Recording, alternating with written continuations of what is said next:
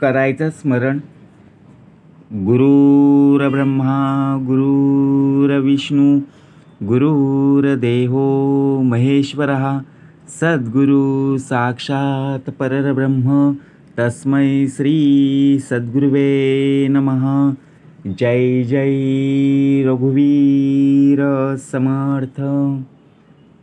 जय जय रघुवीर समर्थ. श्रीमत श्रीदासबोध दशक 9वा गुणरूपनाम समास 8वा देहांत निरूपनाम. श्रीराम समर्थ.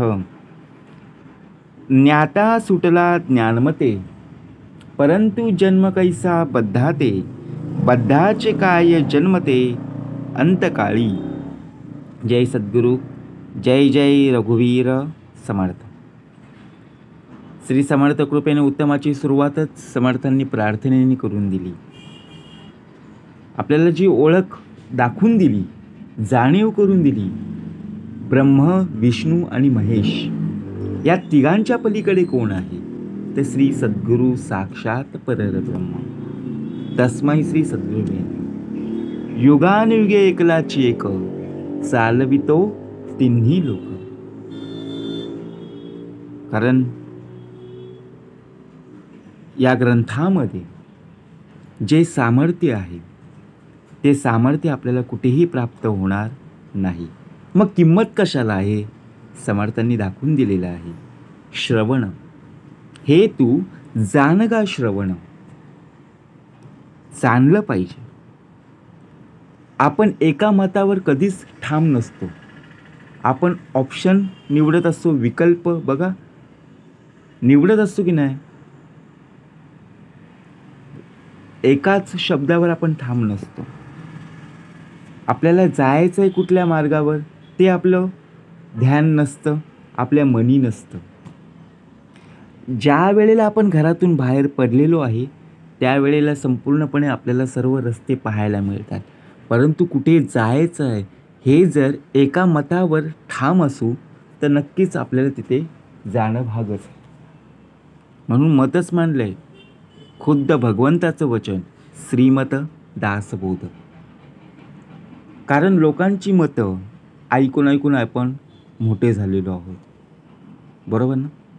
लोक सांगतील ती पूर्व दिशा, परंतु आपण आपल्या जो अंतरीचा अंतरात्मा आहे त्याचं कधी आपण ऐकणार. कारण ज्या बोधातून प्रत्यक्षपणे दास घडला पाहिजे तोच भाग समर्थांनी आपल्याला या समासामध्ये दाखवून दिलेला आहे. दशक 9वा गुणरूपनाम आणि समास 8वा देहांत निरूपनाम. दशक 9वा आहे गुणरूप आणि त्यातला समास 8वा. आपण आठवतो की नाही आठवत. देहांत निरूपनाम काल सांगितलेलं आज आपण विसरून जातो. आपण स्मरणामध्ये असलो पाहिजे. आपल्या स्मरणाचं काय होतं माहिती आहे, विस्मरण होत असतं. म्हणून विस्मरण होता कामा नये. स्मरण आपल्या अंतरी असलं पाहिजे. करूया श्रवण. श्रीराम समर्थ. ज्ञाता सुटला ज्ञानमते परंतु जन्म कैसा बद्धाते. बद्धाचे काय जन्मते अंतकाळी. 84 लक्ष योनीनंतर संपूर्ण हा फेरा पूर्ण झाल्यावर जो मनुष्य देह आपल्याला प्राप्त झालेला आहे, या जन्माचं सार्थक कशामध्ये आहे. ज्ञान प्राप्त झाल्याने जो ज्ञाता आहे तो जन्म मरणातून सुटतो. परंतु बद्धाला पण जन्म कसा प्राप्त होतो बघा. देहाच्या अंतकाळी काय जन्मते याचा आपण विचार कधीच केला नाही. प्रत्येकाला ज्ञान बुद्धी समान दिलेली, परंतु आपण त्याचा वापर किती करतोय हे महत्त्व, याचं महत्त्व आपण जाणून घेतलं पाहिजे. शाळेमध्ये आपल्याला सर्व विद्यार्थी विद्यार्थिनी पाहायला मिळतात. 60 जण असतील, बघा 100 जण असतील एका वर्गामध्ये, तर सर्वच पहिले नंबर येतात का? नाही आहे ना. कोणीतरी एक विद्यार्थिनी पहिला नंबर येतो. सगळेच हुशार नसतात. काही जण अभ्यास करतात, काही जण अभ्यास करत नाही. प्रत्येकाचा स्वभाव हा वेगवेगळा आहे, बरोबर की नाही? ज्याप्रमाणे भागच दिलेला आहे, ज्ञाता सुटला ज्ञानमते. काय ज्ञान प्राप्त करून घेतलं या जन्मामध्ये? प्रत्यक्षपणे आपल्याला जो देह प्राप्त झालेला आहे, समासाचं नाव सुद्धा देहांत निरूपण. जो देह प्राप्त झालेला आहे त्या देहाची किंमत काय आहे? बद्धाचे काय जन्मते अंतकाळी. बद्ध प्राणी मरून गेले, तेथे काहीच नाही उरले. जाणीवेचे विस्मरण झाले मरणापूर्वी. वरवर पाहिले असता बघा प्रत्यक्षपणे असं वाटतं की बद्ध माणूस मरून गेलाय, त्याचं काहीच इथं उरलेलं नाहीये. कारण मरणापूर्वी त्याची जाणीव संपूर्णपणे नष्ट झालेली आहे. आता विचार करा, आपली भूमिका काय आहे? माझं आणि भ्रांतीचं ओझ. आपण या पृथ्वी तलावर जेव्हा जन्म घेऊन प्रत्यक्षपणे आता आहोत, काय घेऊन आलेलो आहोत? काहीच नाही. रिकाम्या हाताने आलेलो आहोत आणि जाताना सुद्धा रिकाम्या हातानेच जाणार आहोत. मग आपल्याला जी डोळ्यांनी दिसणारी प्रत्यक्षपणे जी संपत्ती आहे, घर असेल, गाडी असेल, बँक बॅलन्स असेल, प्रॉपर्टी असेल, जमिनी असतील, मग हे कोणाचं आहे? बरोबर की नाही? आपण आपला सातबारा बघा प्रत्यक्षपणे कोरा करकरीत जसा असतो ना, त्याचप्रमाणे आपला आहे. घेऊन काहीच जाणार नाहीये. कारण इथेच आपल्याला जे काही प्राप्त करून घ्यायचं या आयुष्यामध्ये, कितीही कमवलं तरी इथेच आपल्याला सर्व सोडून द्यायचं आहे. मरावे परी कीर्ती रूपे उरावे. रावणाकडे एवढी संपत्ती होती, संपूर्णपणे सोन्याची लंका होती, पण काय घेऊन गेला? काहीच नाही ना. म्हणजे विचार करा, बद्ध प्राणी मरून गेले, तेथे काहीच नाही उरले. आता आपला जन्म आहे, या जन्मामध्ये आपण काय करत आहोत? चांगले कर्म करत आहोत की वाईट कर्म करत आहोत हे आपल्यालाच माहिती आहे. म्हणून या जन्माचं सार्थक कशामध्ये आहे हे जर माहीत नसेल तर आपण सुद्धा सर्वजण बघा प्रत्यक्षपणे जसे जगतात तसेच आपण जगत आहोत. काहीतरी वेगळं प्रत्यक्षपणे जर करत असू तर नक्कीच या देहाचं सार्थक झाल्याशिवाय राहणार नाही. म्हणून समर्थ म्हणाले, बद्ध प्राणी मरून गेले, तेथे काहीच नाही उरले. जाणीवेची विस्मरण झाली मरणापूर्वी. ऐशी घेतली आशंका, याचे उत्तर ऐका. आता दूषित होऊ नका म्हणे वक्ता. बघा श्रोत्यांनी अशी शंका घेतली, ज्याप्रमाणे आपल्यामध्ये कोणी प्रश्न विचारला की आपण त्याचं उत्तर लगेच देत नाही. त्या प्रश्नाचं संपूर्णपणे आपण काय करतो? अवलोकन करत असतो. मनामध्ये संशय उभे राहतात, चिंता व्यक्त उभी राहते. आता मात्र चित्त दूषित, ज्याप्रमाणे आपलं मन चंचल आहे, त्या चंचल मनाला स्थिर आणायचं आहे. पंच प्राण स्थळे सोडिती, प्राणरूप वासनावृत्ती. वासना मिश्रित प्राण जाती, देह सोडून या. आता या पृथ्वी तलावर आपला जन्म प्राप्त झालेला आहे. 84 लक्ष योनीनंतर आपल्याला हा जो नरदेह प्राप्त झालेला आहे त्याला सुद्धा आपल्याला सोडून जायचं आहे. बरोबर आहे ना? आपली जेवढी पुण्याई असेल, आपली जेवढी शिल्लक असेल, तेवढीच आपण या पृथ्वी तलावर राहणार आहोत की नाही? नक्कीच आहे. म्हणून समर्थ म्हणाले, पंचप्राणस्थळे सोडिती. देहाच्या अंतकाळी 5 बघा प्रत्यक्षपणे प्राण आहेत. ते आपापले स्थान सोडत असतात. त्यावेळी प्राणरूप वासना वृत्ती ही त्याच्याबरोबर बाहेर पडते. ज्यावेळी मनुष्य बघा एखादा देह आजारी असेल, आजारी असलं की त्याला हॉस्पिटलमध्ये नेलं जातं. तिथे त्याची प्रकृती संपूर्णपणे खालवलेली असते. त्याला श्वास घ्यायला खूप त्रास होत असतो. आपली सुद्धा धावपळ होत असते. काय करावं आणि काय करू नये भाग कसा दिलेला आहे. आपल्याला सर्व बघा परमेश्वराने ईश्वराने सर्व काही फुकट आपल्याला वायू दिलेला आहे श्वास घ्यायला. परंतु आपल्याला तिथे व्हेंटिलेटरवर आपल्याला बघा काय परिस्थिती येते हो.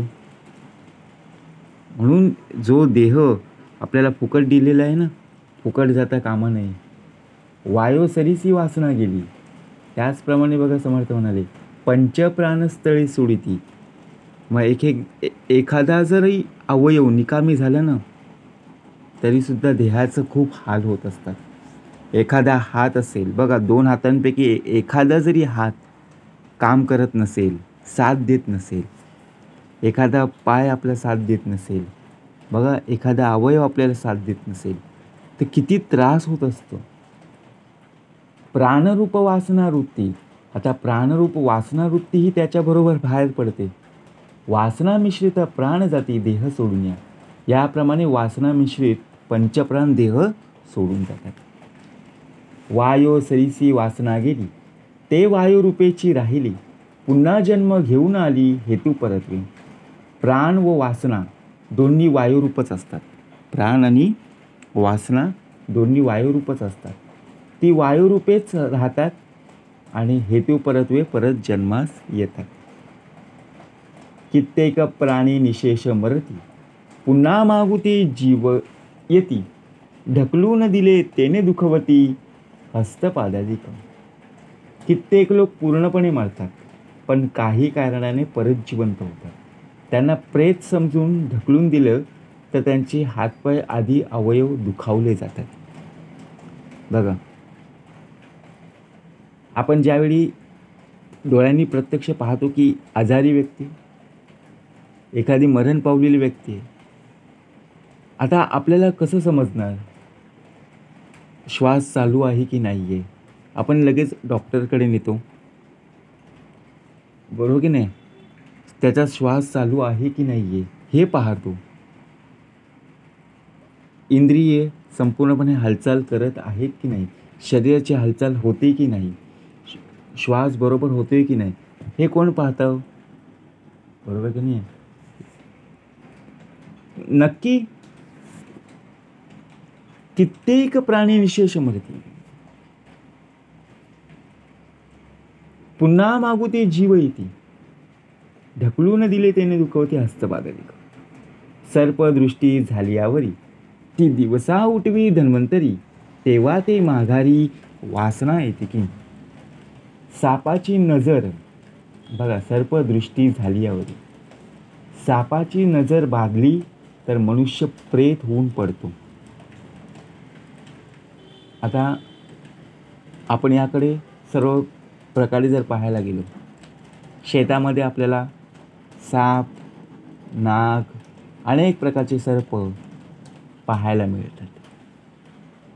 आपण जर त्यांना त्रास दिला नाही तर ते आपल्याला त्रास देतील का हो नाही.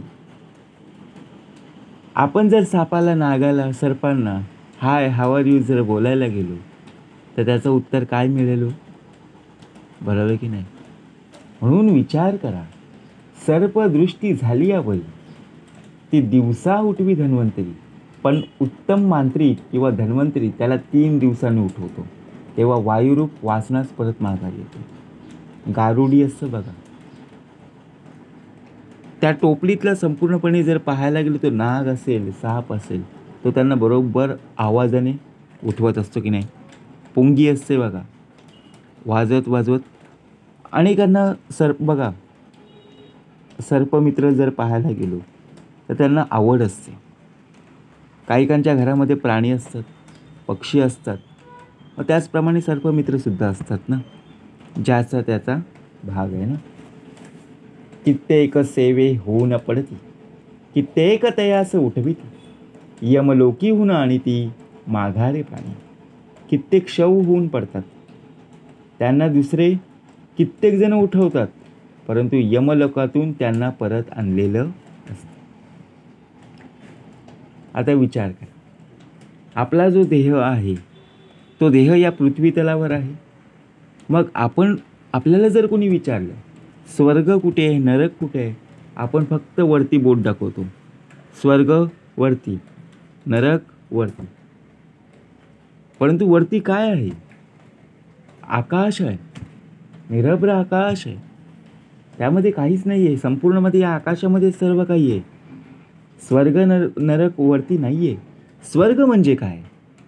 देवाचं नामस्मरण, देवाचं स्मरण जर तू गात राहिलास, या पृथ्वी तलावर जर तुझ्या मुखातून जर स्वर गात असतील, देवाचे स्वर गात असशील, तर नक्की स्वर्गात आहेस. आणि नरक म्हणजे काय? जर वाईट विषय वासना, पापबुद्धी जर तुझ्या हातून घडत असेल तर नक्कीच पापी आहेस. म्हणजे नरक ही यातना इथेच आहे. म्हणून कित्येक सेवे होऊन पडते. त्यांना बघा प्रत्यक्षपणे कित्येक तयास उठविती, यमलोकीहून आणीती माघारे प्राणी. मग शेवटी त्यांना आणावं लागतं. कित्येक पूर्वी श्रापिले, ते शापे देह पावले, उश्रापकाली पुन्हा आले पूर्वदेही. पूर्वी कित्येकांना शाप मिळाल्याने पहिला देह जाऊन दुसरा देह प्राप्त होतो. त्यांना उशाप मिळालेला असतो की त्याची मुदत ती संपलेली असते. मग तो दुसरा देह टाकून ते पूर्वदेहात येतात. आता आपण जर विचार केलाय या ओवीचा खरा अर्थ काय, बरोबर की नाही? काही शब्द आपल्या डोक्यावरून जात असतात, परंतु जर समजून घेतले ना, कित्येक पूर्वी श्रापिले, आपण एखादा जो व्यक्ती असेल त्याला सर्व काही आठवत असतं. आपल्याला वाटतं अरे याचा पुनर्जन्म झाला की काय, याला सर्व कसं ज्ञान प्राप्त आहे. एखादा लहान मुलगा असतो, त्याला सर्व गोष्टी प्राप्त होत असतात, परंतु समर्थ म्हणाले पुनरपी संसार येणे नाही. भाग कसा दिलेला आहे? कित्येक पूर्वी श्रापिले, ते शापदेह पावले, परंतु उश्रापकाली पुन्हा आले पूर्वदेही. कित्येक बहु जन्म घेतले, कित्येक परकाया प्रवेशले, ऐसे आले आणि गेले बहुत लोक. काही लोकांना अनेक जन्म घ्यावे लागतात.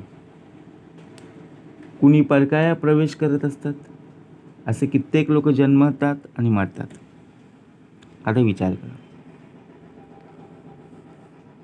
हाताची पाची बोटं समान नसतात.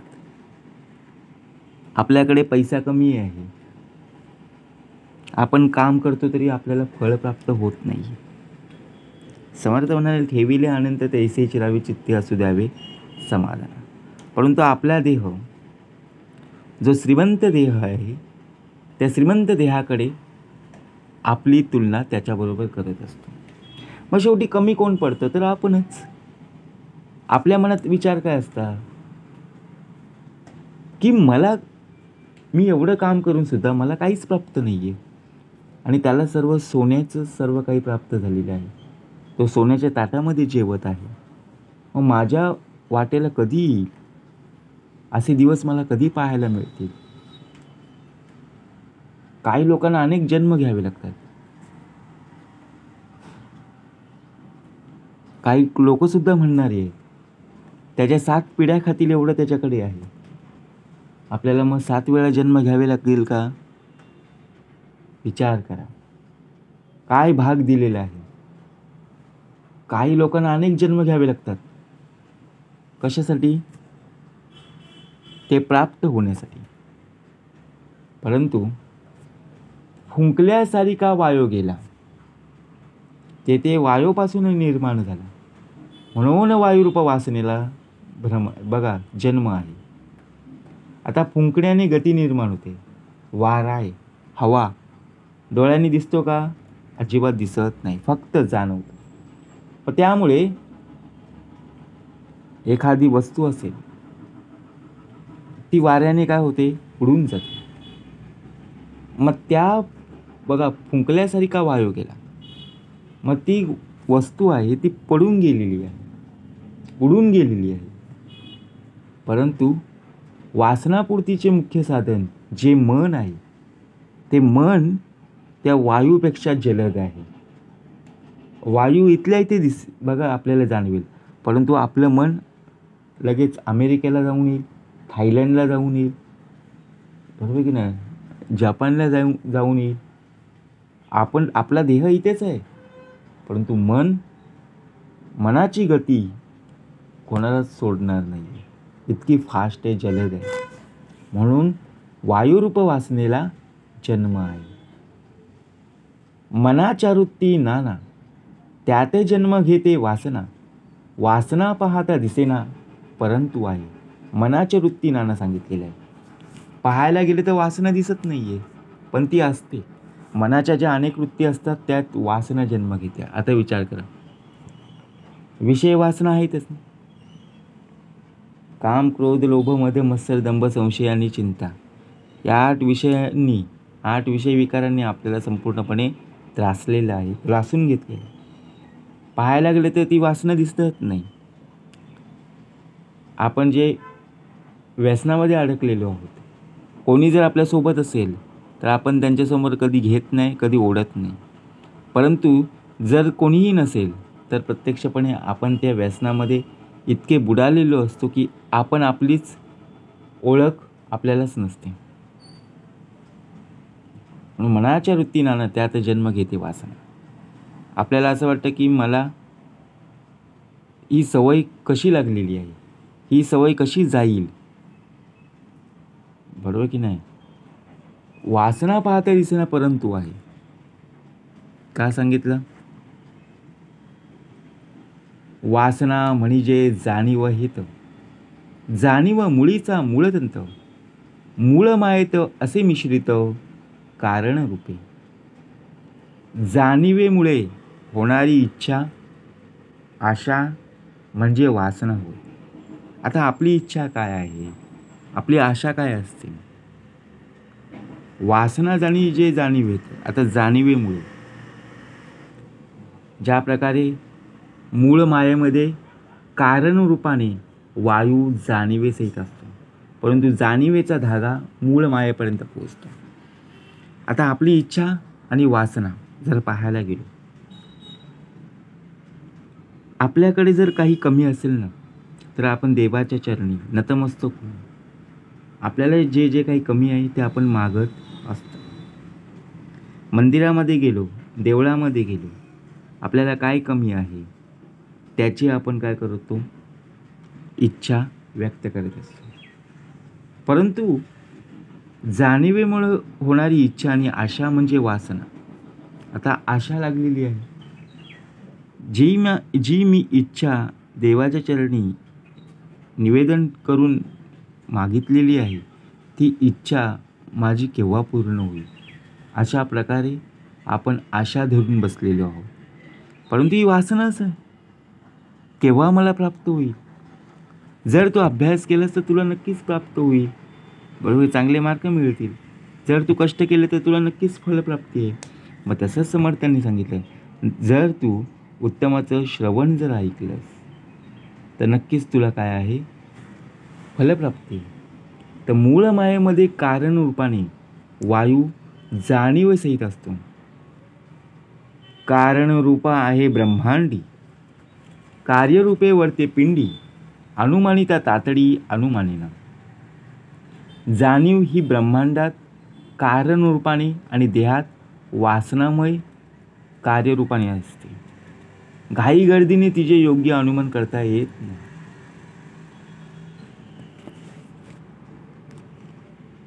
आता जाणीव, कशाची जाणीव हवी? तर देहामध्ये वासना ही कार्यरूपाने असते. वासना येता कामा नये. विषय वासना जर आड येत असेल तर देहाचं संपूर्णपणे जे काही कमावलेलं आहे ना, ते गमावल्या बघा प्रत्यक्षपणे गमवायला वेळ लागणार. परंतु आहे सूक्ष्मरूप, जेथे वायूचे स्वरूप, सकळ देव वायुरूप आणि भूतसृष्टी. वायूचं स्वरूप जसं सूक्ष्म असतं ना, त्याप्रमाणे जाणीवही सूक्ष्मरूप असते. आणि सर्व देव आणि भूतसृष्टी वायुरूपच आहे. मनोज्जवम मारुततुल्य वेगम जितेंद्रियम बुद्धिमता वरिष्ठम वातात्मजं वानरहित मुख्यम श्रीरामदूतम शरणं प्रपदे. का सांगितलेलं आहे? वायूचा का भाग दिलेला आहे? आपण श्वास घेतो हवेमुळे, वाऱ्यामुळे. आपण जे बोलतो तो दुसऱ्यांना ऐकायला येतं वाऱ्यामुळे, हवेमुळे. बरोबर की नाही? वायोमध्ये विकार नाना, वायो पाहता तरी दिसेना, तैसी जाणीव वासना अतिसूक्ष्म. वायूमध्ये नाना विकार असतात, पण वायू डोळ्याला दिसत नाही. त्याचप्रमाणे जाणीव आणि वासना याही अतिसूक्ष्म असतात. आता विचार कर, मगाशी भाग दिलेलाच आहे. आपल्याला डोळ्याने हवा आणि वारा दिसतो का? नाही. परंतु हवा आली की आपल्याला त्या वस्तू हालताना दिसतात की नाही. एखादा टावेल असेल, रुमाल असेल, एखादा कपडा असेल, तर ते हवेने आपल्याला पाहायला मिळेल. परंतु जाणीव आणि वासना याही अतिसूक्ष्म असतात. आता जाणीव म्हणजे काय आणि वासना म्हणजे काय? ज्याप्रमाणे आपण आपला देह एखाद्या वाईट विषयामध्ये अडकलेला आहे, तर त्याला जाणीव कशी असली पाहिजे की मला यातून सुटायचं आहे, मला कोण सोडवील. बरोबर की नाही? या वासनेमध्ये हा देह अडकलेला आहे. परंतु भाग कसा दिलेला आहे समर्थाने? त्रिगुण आणि पंचभूते हे वायूमध्ये मिश्रित आहे, अनुमानेना म्हणून त्याते मिथ्या म्हणू नये. आता 3 गुण सांगितलेत आणि पंचभूते सांगितले. 3 गुण कोणते? ते सत्वगुण, रजोगुण आणि तमगुण. आणि 5 भूते, पंचभूते, पृथ्वी, आप, तेज, वायू आणि आकाश. हे वायूमध्ये मिश्रित आहे. हे वाया बघा प्रत्यक्षपणे वायूमध्ये मिक्स होतात आणि अनुमानेना म्हणून ते मिथ्या म्हणून. त्रिगुण आणि पंचमहाभूते ही सर्व वायूमध्ये मिसळलेली आहेत, पण ते दिसत नाहीये. सहज वायू चाले तरी सुगंध दुर्गंध कळवाले, उष्ण शीतळ तप्त निवाळे प्रत्यक्ष प्राणी. सहज वायू चाले, ज्यावेळी आपण खिडकी उघडतो त्या खिडकीमधून येणारी हवा, खिडकीमधून येणारा वारा आपल्याला सुगंध आणि दुर्गंध आपल्याला कळतं की नाही. रस्त्यातून चालत जाताना हवेमार्फत, वाऱ्यामार्फत आपल्याला सुगंध आणि दुर्गंध येत असतो. एखादी अगरबत्ती उदबत्ती कोणी लावली असेल तर त्या अगरबत्तीचा सुगंध दरवळत असतो. आपण रस्त्याने जात असताना कचऱ्याची गाडी किंवा कचऱ्याचा डबा जर तिथे असेल ना, तर तिथे सुद्धा हवेमार्फत, वाऱ्यामार्फत आपल्याला वास येत असतो. म्हणून सहज वायू चाले तरी सुगंध दुर्गंध कळो आले, उष्ण शीतल तप्त निवाले प्रत्यक्ष पाणी. आता जे गरम आहे, गॅसवरून एखादं टोप असेल, एखादं भांडं असेल, ते आपण बाजूला काढून ठेवलं तर ते गरमच असणार ना. विचार करा. उष्ण शीतल तप्त निवाले, मग ते थंड झाल्यावर आपण एखादा पदार्थ असेल, एखादा चाय असेल, तर आपण पितो किंवा खात असतो. वायोचेनी मेघ ओळती, वायोचेनी नक्षत्र चालती, सकळ सृष्टीची वर्तती गती, सकळ तो वायू. आता वायूमुळे ढग चालतात. आपण रस्त्यातून बघा चालत असताना आपल्याला ढग चालताना दिसतात. हे कशामुळे? तर वायूमुळे, हवेमुळे. वायूमुळेच नक्षत्र भ्रमण करतात. एवढंच नाही तर सर्व सृष्टीला, सर्व घडामोडीला वायूच कारणीभूत आहे. आता पाऊस पडतो. पावसामध्ये जेव्हा हवेत गारवा निर्माण होतो त्याचंच कार्य आहे. एखादा वीज चमकली, ढग गडगडलं, हवा जोरात येते, मग आपण काय म्हणतो, संपूर्णपणे उद्ध्वस्त झालं. कशामुळे? हवेमुळे. हवाच जर नसती तर संपूर्णपणे बघा सजीव सृष्टींना आसरा मिळाला असता का? अजिबात नाही. म्हणून हवा हवीच. परंतु भाग कसा दिलेला आहे, वायोचिनी मेघ ओलती, वायोचिनी नक्षत्र चालती, सकळ सृष्टीची वर्तते गती, सकळत वायू. वायोरूपे देवते भूते, अंगी भरती अकस्माते, विद केली प्रते सावध होती. देवता आणि भूते ही वायुरूपच असतात. देवता आणि भूते पण अकस्मात अंगात प्रवेश करत असतात. आपण बघा एखाद्या ठिकाणी जर गेलो तर आपल्याला पाहायला मिळतं की याच्या अंगात आलेलं आहे, परंतु ही देवता आहे की भूत आहेत? बरोबर की नाही? देवता आणि भूते ही वायुरूपच असतात. आपण जर मनाच्या कल्पनेमध्ये जर अडकलेलो असू तर आपण त्यावर विश्वास ठेवू अगर नाही ठेवू, पाहावे आपणास आपण.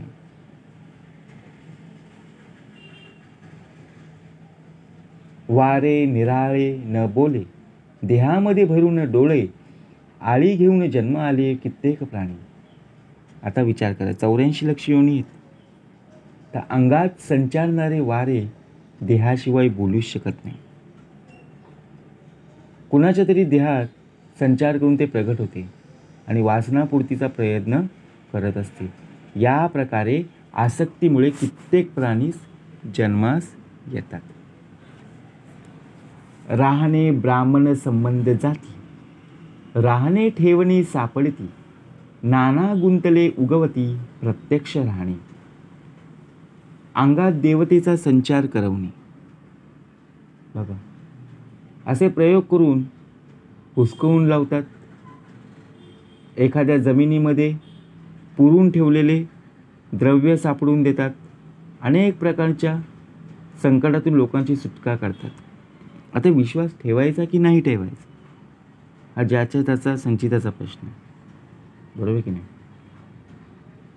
कारण आपणच ते जमिनीमध्ये पैसे पुरून ठेवलेले आहेत आणि आपल्याला ती जागा माहिती, परंतु ती आज नाही आपण उघडून देत. काही दिवसानंतर काही वर्षानंतर आपण काय करत असतो, त्याच जागेवर आपण जात असतो. ऐसा वायूचा विकार, एवंजे कळेना विस्तार, सकळ काही चराचर वायूमुळे. त्याप्रमाणे वायूचा विकार व विस्तार कळत नाही. सर्व चराचर सृष्टीचे अस्तित्व वायूमुळेच आहे. कुठलाही प्राणी, कुठलीही वनस्पती, ज्याप्रमाणे पाहायला जर गेलो या पृथ्वी तलावर जेवढी सजीव सृष्टी आहे ती सर्व या वायूमुळेच आहे. तिचे अस्तित्व संपूर्णपणे या वायूमुळेच चालत असतं. म्हणून आपल्याला वायू किती महत्त्वाचा आहे याची जाणीव करून दिलेली आहे. वायो स्तब्ध रूपे सृष्टी धरता, वायो चंचल रूपे सृष्टी करता, न कळे तरी विचारी प्रवर्ता म्हणजे कळे. आता सृष्टीकर्ता कोण आहे, सृष्टीधर्ता कोण आहे, चालवणारा कोण आहे? या पृथ्वी तलावर आपण जन्म घेऊन आलेलो आहोत, परंतु आपल्याला कोण चालवत आहे? विश्वाचा मालक कोण आहे? त्याचप्रमाणे वायो स्तब्ध रूपे सृष्टी धरता. जर हवाच जर नसती, बरोबर की नाही, आपल्या घरामध्ये थोडीफार लाईट जरी गेली ना आपल्याला लगेच घाम येतो, बरोबर की नाही. परंतु ज्यावेळी आपली बघा लाईट आली की आपल्याला शांत वाटतं. तर हवेमध्ये जर एखादा गारवा नसेल किंवा हवाच नसेल तर संपूर्णपणे आपला श्वासच बघा कोंडला जातो.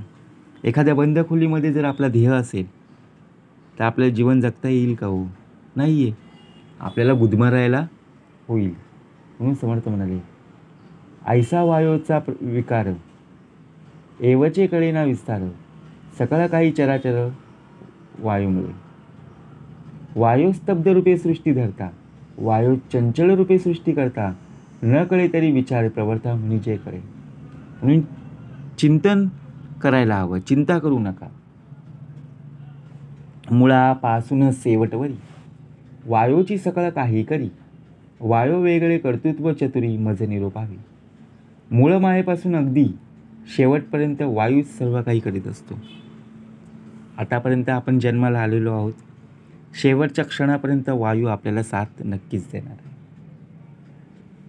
परंतु वायू वेगळे इतर कोणाचं कर्तृत्व असेल तर या 4 पुरुषांनी बघा प्रत्यक्षपणे वायू वेगळे कर्तृत्व चतुरी मज निरूपावे. कोणते पुरुष? जाणीव रूप मूळमाया, जाणीव जाते आपल्या ठाया, गुप्त प्रगट होऊनिया विश्विवर्ते. मूळमाया ही जाणीव रूप आहे. जाणीव शेवटी स्वरूपलीन होते. याप्रमाणे कधी गुप्त तर कधी प्रगट होऊन ती विश्वात संचार करत असते. कोठे गुप्त कोठे प्रगटे, जैसे जीवन उफाळे आटे, पुढे मागुता ओघ लोटे भूमंडळी. पाणी जसे कधी जमिनीत गुप्त असते, कधी उफाळून वर येते तर कधी आटते, पण जोराने प्रवाह रूपाने वाहू लागते.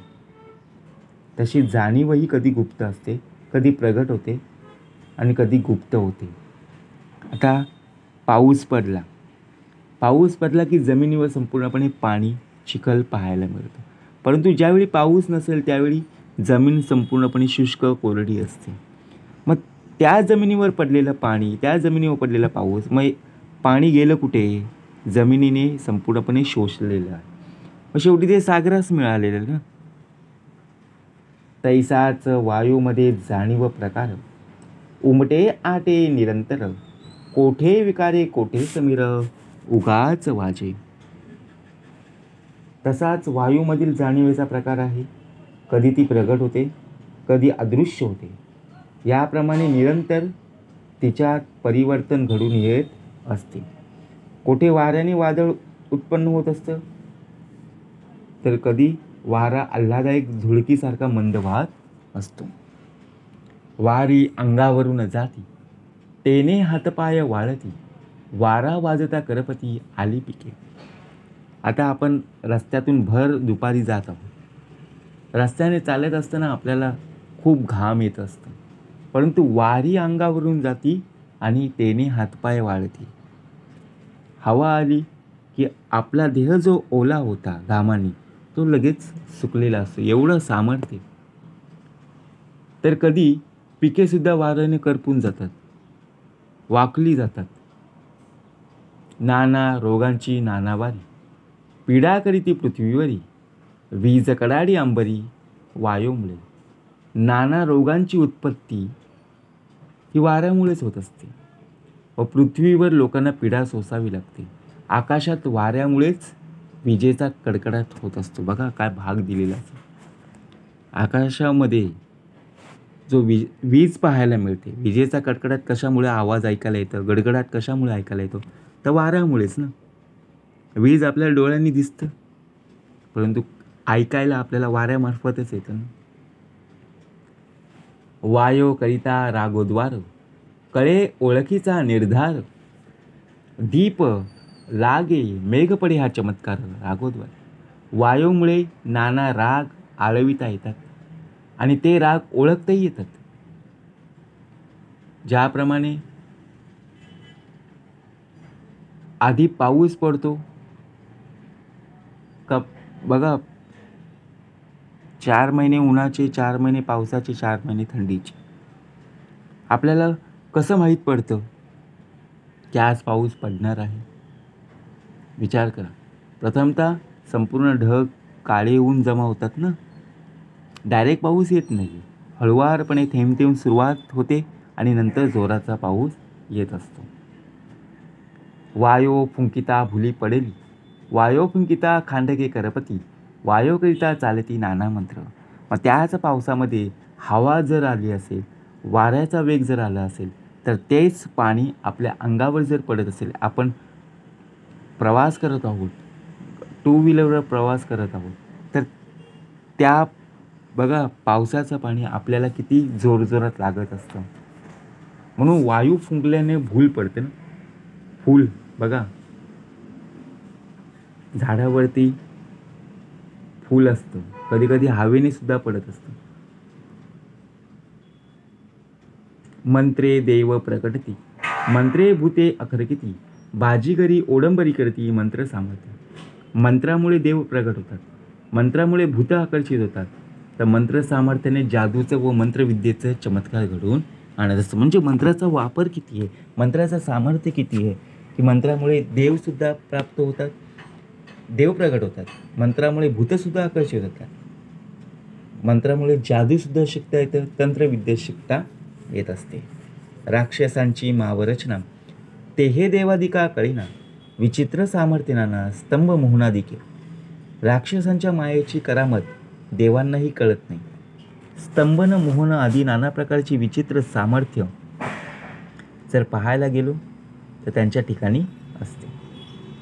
धडाची पिसे करावी, पिसेच उमजवावे, नाना विकार सांगावे किती म्हणून.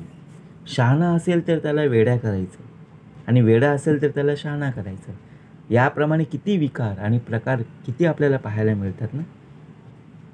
मंत्री संग्राम देवाचा, मंत्री स्वाभिमान ऋषीचा, महिमा मंत्र सामर्थ्याचा कोण जाणे. कसा भाग दिलेला आहे. देवाच्या संग्रामात निरनिराळ्या मंत्रांचाच उपयोग केला जातो. ऋषींचा मोठेपणाही त्याच्या मंत्र सामर्थ्यावरच अवलंबून असतो. मंत्री पक्षी आटोपिती, मूषके स्वापदे बांधती, मंत्री महासर्प खिळीती आणि धनलाभ. पक्ष्यांवरती बघा जर पाहायला गेलो, पक्षी हवेमध्ये उडत असतात. उंदीरच इतर श्वापदे यांना बंधन घालता येतं. मोठमोठ्या सर्पांना एका जागी खिळवून ठेवता येतं आणि धनलाभही करून घेता येतं. परंतु मनुष्य देहाला जर कोणी बांधून ठेवलं ना तर त्याला सोडवल्याशिवाय राहता येत नाही. कसा भाग दिलेला आहे ना. आता असो हा प्रश्न झाला, परत प्रश्न उभा राहिलेलाच आहे. ह्याला सोडवणारा कोण आहे. बद्धाचा जन्म प्रत्यय आला, मागील प्रश्न फिटला श्रोतयांचा. जो श्रोत्यांचा प्रश्न होता, बद्धाला जन्म कसा प्राप्त होतो, तो प्रश्न आता मिटलेला आहे. जी संशय होता, जो प्रश्न होता, तो आता संपूर्णपणे मिटलेला आहे. म्हणून समास जो आपल्याला प्राप्त करून दिलेला होता देहांत निरूपण, त्याच समासामध्ये समर्थांनी उत्तमाचा म्हणजे बद्धाचा जन्म कसा प्राप्त होतो याचं वर्णन करून सांगितलेलं आहे. आता असो हा प्रश्न झाला, बद्धाचा जन्म प्रत्यय आला, मागील प्रश्न फिटला श्रोतयांचा. इति श्रीदासबोधे गुरुशिष्य संवादे देहांत निरूपन्नाम समास 8वा. जय जय रघुवीर समर्थ.